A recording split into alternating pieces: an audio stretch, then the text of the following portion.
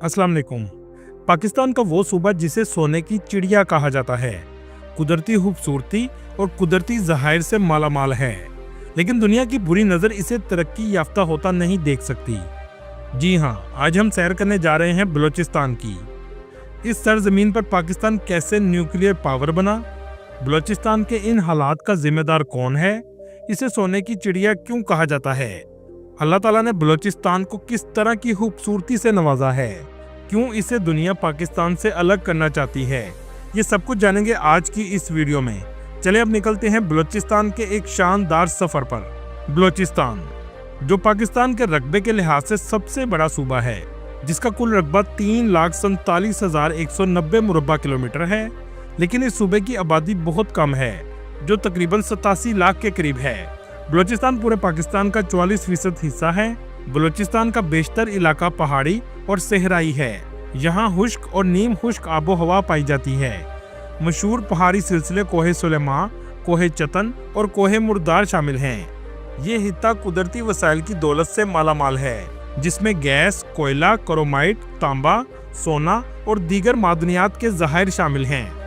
इस इलाके में बहुत से कबाइल आबाद हैं, जिनमें बलोच, पश्तून, हज़ारा और बराही नस्ल के लोग शामिल हैं।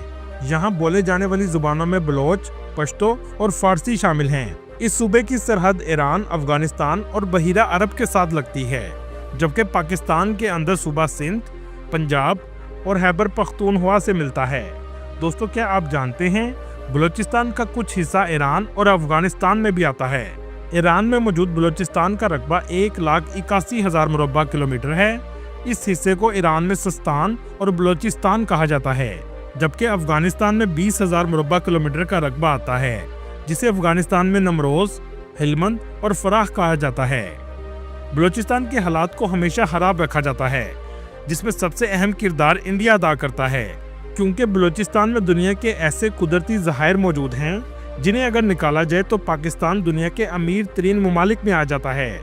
और दूसरी बड़ी वजह सी पैक भी है, जिसका सबसे अहम हिस्सा बलूचिस्तान से गुजरता हुआ ग्वादर पोर्ट तक जाता है। दोस्तों, आज की ये वीडियो हमारे पाकिस्तान के कौमी हीरो डॉक्टर अब्दुल कदीर खान के नाम करता हूँ। इनके अलावा उन तमाम लोगों को खराज तहसीन पेश करता हूँ जिन्होंने पाकिस्तान को एटमी ताकत बनाने में मदद की थी। जी हाँ, 28 मई 1998 का दिन पाकिस्तान की तारीख का सबसे अहम दिन था, जिसे यौम तकबीर के नाम से याद रखा जाता है। और बलूचिस्तान की वो सरजमीन थी जहां पाकिस्तान एटमी ताकत बना, जिसके बाद दिफाई लिहाज से पाकिस्तान दुनिया के मजबूत तरीन ममालिक में शुमार होने लगा। बटन दबाने से पहले पूरी टीम फिक्रमंद थी, और ये फिक्र इन्हें अपनी इज्जत की नहीं थी, बल्कि मुल्क के वकार की थी। कई सालों की मेहनत का नतीजा आज मिलना था, जिसके बाद पाकिस्तान की दफाई जिंदगी का फैसला होना था। इस न्यूक्लियर टेस्ट को बलूचिस्तान के चागी डिस्ट्रिक्ट में मौजूद रास्को के पहाड़ों में लगाया गया था। पूरी दुनिया से पाकिस्तान पर एटमी धमाके ना करने का दबाव था। I have made it clear to the leaders of Pakistan that we have no choice but to impose sanctions pursuant to the Glenn Amendment, as is required by law. लेकिन इंडिया के एटमी धमाकों के बाद पाकिस्तान का एटमी ताकत बनना नागुज़ीर हो चुका था। इस बॉम्ब को चलाने के लिए 6 बटन लगाए गए थे। मोहम्मद अरशद को बटन दबाने का काम दिया गया था। इन तमाम बटन दबाने के बाद करंट पहाड़ों की सुरंग में गया, जहां यूरेनियम से बना हुआ खरबूजे के साइज के बॉम्ब ने पहाड़ को हिला कर रख दिया, जिसके बाद पहाड़ का रंग भी तब्दील हुआ। नारे तकबीर की आवाजें बुलंद हुई और पहाड़ों का रंग तब्दील होना शुरू हो गया। और पाकिस्तान एटमी ताकत बन गया। 28 मई के बाद 30 मई को भी पाकिस्तान ने धमाके किए थे, जिसका नाम चागी 2 दिया गया। इस वक्त मुल्क के प्राइम मिनिस्टर नवाज शरीफ थे और आर्मी चीफ जहांगीर करामत थे। बलूचिस्तान का दारुल हुकूमत कोयटा है, जो सूबे का सबसे ज्यादा आबादी वाला शहर है। ये शहर एक खूबसूरत वादी में वाक़या है, जो चलतन, तिकतू और जारगून के पहाड़ी सिलसिलों से घिरा हुआ है। कोयटा को पाकिस्तान का फूलों का शहर भी कहा जाता है, क्योंकि यहाँ मुख्तलिफ इकसाम के फूल, फल और सब्जियां पैदा होती हैं। इस शहर का मौसम सर्दियों में सर्द होता है और बर्फबारी भी होती है। इस शहर के खूबसूरत मकामात में हना झील, कोहे मुर्दार और जारगून पहाड़ शामिल हैं। कोयटा डिस्ट्रिक्ट की कुल आबादी 25,95,000 के करीब है, जिसमें गांव का एरिया भी शामिल है। कोयटा के लोग बहुत मेहमान नवाज होते हैं। कोयटा का पुराना नाम शालकोट था, जो आज भी यहाँ के रहने वाले लोग बोलते हैं। इस शहर में मुख्तलिफ कबाइल के लोग आबाद हैं, जिनमें बलोच, पश्तून, हजारा और ब्रोही शामिल हैं। कोयटा के खाने भी बहुत मज़ेदार होते हैं। जो भी कोयटा आता है यहाँ के खानों से खूब लुत्फ अंदोज होता है। सुबह का नाश्ता मज़ेदार पराठों से शुरू होता है। इसके लिए आपको कोयटा के प्रिंस रोड पर जाना पड़ेगा। आपको नेमत कदर रेस्टोरेंट में सबसे ज़्यादा रश देखने को मिलेगा। पराठों के साथ साथ जो चाय का शौक रखते हैं, सबसे मज़ेदार चाय इन्हें कोयटा में ही मिलेगी। कोयटा के लोग आज भी अपनी सकाफत से जुड़े हुए हैं। हाथ से बनी हुई जूतियाँ लोग यहाँ पहनना पसंद करते हैं। इन जूतियों के डिज़ाइन का ताल्लुक भी कबाइलों से होता है, मतलब जूती से ही पता चल जाता है कि ये किस कबीले से है। कोयटा के सबसे ज्यादा टूरिस्ट हना लेक पर आते हैं। इसे 1894 में पानी को स्टोर करने के लिए बनाया गया था। इस जगह एक डैम भी बनाया गया है। बलूचिस्तान का हर इलाका कुदरती खूबसूरती से मालामाल है। अल्लाह ताला ने इसे बहुत खूबसूरत बनाया है, लेकिन इंसानों ने इसके साथ इंसाफ नहीं किया। कोयटा से चंद किलोमीटर के फासले पर कचलाग का एरिया है। आबादी तो बहुत कम है, लेकिन ये अपने रेस्टोरेंट की वजह से सबसे ज्यादा फेमस है। जहाँ का काबली पुलाव और रोश काबिले तारीफ है। एक बार खाएंगे तो कभी भूल नहीं पाएंगे। यहाँ की औरतों का लिबास भी बहुत रवायती किस्म का होता है। ड्राई फ्रूट की दुकानें आपको पूरे कोयटा में बड़ी तादाद में नजर आएंगी। कोयटा के करीब मरियाबाद का एरिया है, जहाँ पर हजारा कम्युनिटी रहती है और ये लोग ज्यादातर फारसी बोलते हैं और शिया मसलक से ताल्लुक रखते हैं। पूरे कोयटा में औरतें आपको बहुत कम नजर आएंगी या पर्दे में नजर आएंगी। दोस्तों, अगर आपने कोयटा में आकर सज्जी नहीं खाई तो कुछ नहीं खाया, क्योंकि सज्जी फेमस ही बलोची सज्जी के नाम से है। कोयटा जिना रोड पर सबसे कदीम सज्जी की दुकानें आपको देखने को मिलेगी। दोस्तों, अब कोयटा भी डेवलप हो चुका है। कोयटा में DHA सोसाइटी बनाई गई है। कोयटा और बलूचिस्तान में डेवलपमेंट को मीडिया बहुत कम दिखाता है। 5 स्टार होटल भी मौजूद है। शॉपिंग के लिए मिलेनियम मॉल भी कोयटा में मौजूद है, जहां हर तरह का ब्रांड आपको मिलेगा। लेकिन मीडिया में कोयटा की ऐसी तस्वीर दिखाई जाती है कि ये एक बैकवर्ड और कबायली एरिया है। कोयटा में एयरपोर्ट भी मौजूद है, जहां पाकिस्तान से और इंटरनेशनल फ्लाइट भी चलती हैं। दोस्तों, सोचने की बात यह है कि बलूचिस्तान के इन हालात का जिम्मेदार कौन है। चलें इसे जानने की कोशिश करते हैं। कराची से 623 किलोमीटर के फासले पर ग्वादर पोर्ट वाक़या है, जो पाकिस्तान की इकॉनमी में गेम चेंजर साबित हो सकती है। और ये सीपैक का सबसे अहम हिस्सा है, जहां से चाइना बआसानी दुनिया से तजारत कर सकता है। ये बंदरगाह गहरे पानी की बंदरगाह है, जो कुदरती तौर पर बनी है।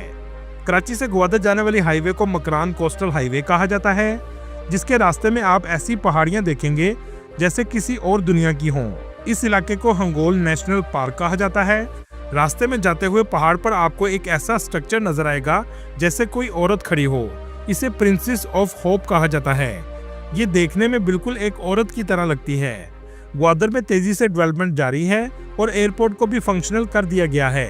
दोस्तों, क्या आप जानते हैं बलूचिस्तान में दुनिया के सबसे बड़े तांबे के ज़खायर मौजूद हैं, जिन्हें अभी मुकम्मल तौर पर नहीं निकाला जा सका। अभी चाइना के साथ मिलकर तांबे को निकालने का कॉन्ट्रैक्ट शुरू किया गया है, जिसमें 49% मुनाफा चाइना कंपनी लेकर जाएगी, जबकि 51% मुनाफा पाकिस्तान को मिलेगा। और ये कॉन्ट्रैक्ट 2035 तक के लिए किया गया है। सीपैक बनने से बलूचिस्तान की क्वालिटी ऑफ लाइफ भी बेहतर होगी और बलूचिस्तान में तरक्की की रफ्तार में भी तेजी आएगी। नौकरियां वाफर तादाद में पैदा होंगी। इसमें सबसे पहले तरजीह बलूचिस्तान के लोगों को दी जाएगी।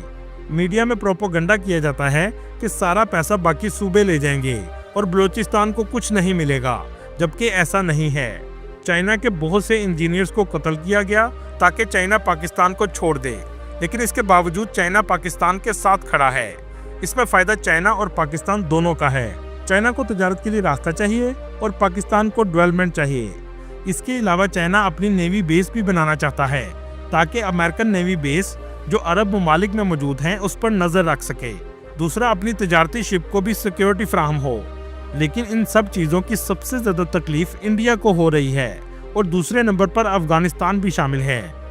इंडिया इस सारे प्रोजेक्ट को सबोताज करने के लिए दहशतगर्द तंजीमों को फंडिंग भी करता है और बहुत सी ऐसी तंजीमें कायम हैं जो बलूचिस्तान को अलग करने की तहरीक भी चलाती हैं और पंजाबी बलोची की आपस में नफरत भी पैदा करती हैं, जिसकी मिसाल कुछ दिन पहले हुए ट्रेन हादसे की है, जिसमें लोगों के शनाख्ती कार्ड देखकर शहीद किया गया कि ये बलोची है या पंजाबी। ये तमाम काम BLA और BLF जैसी इंडिया की फंडिंग तंजीमें करती हैं। BLF को 1964 में शाम में बनाया गया था, जो ईरानी गवर्नमेंट के खिलाफ लड़ते थे। 1967 में इनके कुछ लोग अफगानिस्तान चले गए और वहां पनाह लेने के बाद पाकिस्तान के बलूचिस्तान में दहशतगर्दी करना शुरू हो गए। इंडियन फंडिंग का सबूत ये भी है कि एक इंडियन जर्नलिस्ट ने अपनी बुक में इतराफ़ किया है कि इंडिया बलूचिस्तान में दहशतगर्दी के लिए तंजीमों को पैसा और असला फराहम करता है। इस बुक का नाम माई एनिमीज एनिमी है और ये सिलसिला 1970 से चल रहा है। 1973 में पाकिस्तान ने इस्लामाबाद में इराक एम्बेसी पर रेड की तो पता चला एम्बेसी से इन तंजीमों को असला और पैसा फराहम किया जाता था। इसके अलावा ये भी पता चला कि इन तंजीमों को रशिया, इराक, इंडिया और अफगानिस्तान की सपोर्ट भी हासिल थी। 1974 में पाकिस्तान ने एक सख्त ऑपरेशन किया और ये तंजीमें तकरीबन खत्म हो गईं। लेकिन 2004 में मुशर्रफ की हुकूमत ने ये तंजीमें दोबारा जिंदा हुईं। 2015 में द हिंदू ने आर्टिकल जारी किया जिसमें लिखा था कि एक बलोच दिल्ली आया है और हमायत हासिल करना चाहता है। ये भी इंडिया की दहशतगर्दी का सबूत है। दोस्तों, ग्वादर से 70 किलोमीटर के फासले पर ईरान का शहर चाहबार है, जहां इंडिया ने ईरान को पैसा दिया कि ग्वादर के मुकाबले में पोर्ट बनाई जाए ताकि ग्वादर की अहमियत को कम किया जा सके। बलूचिस्तान में ऑपरेशन नागुज़ीर हो चुका है ताकि इस खूबसूरत सूबे से इस गंदगी को खत्म किया जा सके। दोस्तों, इसमें कोई शक नहीं कि बलूचिस्तान में मसाइल बहुत ज्यादा हैं। यूनिसेफ की रिपोर्ट के मुताबिक 80% बलूचिस्तान के लोगों के लिए साफ पानी नहीं है, 70% बच्चे स्कूल में नहीं जाते और किसी हद तक कुछ कबाइलों ने भी पढ़ने पर पाबंदी लगाई है। ईरान से बहुत ज्यादा ऑयल भी स्मगल होकर आता है और इस स्मगलिंग की वजह से इंडिया जैसे ममालिक को फंडिंग करने में आसानी हो जाती है। दोस्तों, सोचने की बात यह है कि इन तमाम मसलों को कैसे हल किया जा सकता है। इसमें 3 मसले सबसे अहम हैं। सबसे पहले, बलूचिस्तान में डेवलपमेंट ना होने की वजह सरदार भी हैं, जो सारा पैसा अपने हाथ में रखते हैं और आम आवाम तक पैसा नहीं पहुंचता और ना ही लोगों की जिंदगी में बेहतरी आती है। दहशतगर्दों के साथ साथ इन सरदार सिस्टम से भी निपटना होगा ताकि आम आवाम तक वसाइल पहुंच सकें। तीसरी अहम वजह, बलूचिस्तान के पॉलिटिकल सिस्टम का मजाक उड़ाया गया और असेंबली में खरीदो फरोख्त भी आम बात है। इसलिए पॉलिटिकल सिस्टम को भी ठीक करना होगा। जब तक ये तीनों चीजें ठीक नहीं होंगी, बलूचिस्तान आगे नहीं बढ़ सकता और मुझे उम्मीद है ये सब कुछ जरूर ठीक होगा इंशाल्लाह। रास्ते में ज्यादातर खुश्क पहाड़ आते हैं। इस जगह कायद-ए-आज़म की रहायशगाह भी मौजूद है, जिसे कायद-ए-आज़म रेजिडेंसी भी कहा जाता है। दोस्तों, बलूचिस्तान को अल्लाह ताला ने बहुत खूबसूरत मकामात भी अता किए हैं। चले मैं अब आपको दिखाता हूँ। एस्टोला आइलैंड, इसे आइलैंड ऑफ 7 हिल भी कहा जाता है। ये पाकिस्तान का सबसे बड़ा जजीरा है और बलूचिस्तान के दिलकश जजीरों में से एक है। मोला चटोक बलूचिस्तान की छुपी हुई खाई है जो हुसदार के वस्त में वाक़या है। इस जगह बहुत खूबसूरत आबशार भी मौजूद है। कुंद मलीर बीच, ये साहिल समुद्र जो बलूचिस्तान में वाक़या है। ये इलाका हंगोल नेशनल पार्क का हिस्सा है और ये पाकिस्तान का सबसे बड़ा नेशनल पार्क है जो कराची और ग्वादर के वस्त में वाक़या है। जल मक्सी बलूचिस्तान के वस्त में वाक़या है।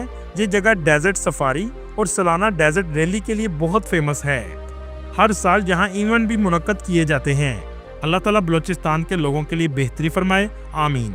दोस्तों, ये थी आज की हमारी इन्फॉर्मेटिव और दिलचस्प वीडियो। आपको वीडियो कैसी लगी कमेंट में ज़रूर बताइएगा और नए आने वाले दोस्तों से गुजारिश है हमारे चैनल को सब्सक्राइब और लाइक ज़रूर कीजिएगा। अगली वीडियो तक अल्लाह हाफिज़।